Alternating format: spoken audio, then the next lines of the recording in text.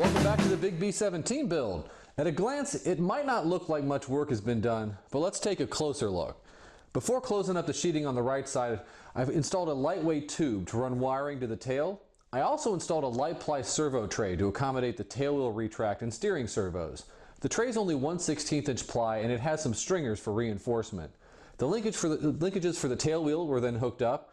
The retract push rod, it's a carbon fiber tube with threaded end inserts, and the pole cables are Kevlar line attached to cotter pins. The cotter pins allow me to use servo linkage stoppers and easily adjust the tension in the cables. It also allows me to easily disconnect the retract unit so it can be removed and serviced. I have a bit of minor adjustment to make, but the tail wheel is working really well. Now, building a truly scale interior for the entire aircraft isn't feasible, but the presence of the waist gunner windows mean that parts of the interior aft area will be visible. I added a 2mm foam floor to this area, as well as bulkheads in the front and rear, and then I attacked the entire area with Sharpies, using multiple applications to ensure that the interior is flat black without adding any measurable weight. The goal here is that when the gunner positions are added, the rest of the interior will blend into the darkness and it won't catch your attention. When that was complete, I started the process of sheeting the second half of the fuselage in foam. Once the sheeting was complete, I cut in the area around the central section of the horizontal stabilizer mount. I temporarily attached the stabilizers and I grabbed a few pictures for motivation.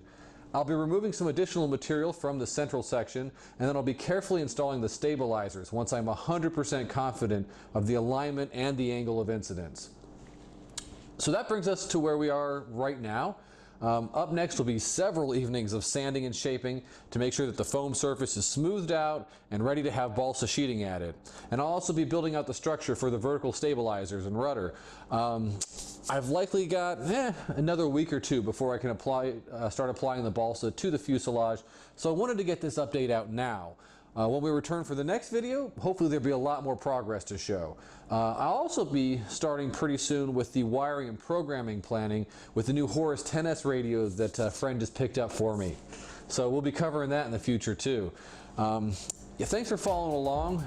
You guys and my friends on the forums, you really help keep me motivated, especially with these slower, more tedious parts of a build. So until next time, thanks for watching.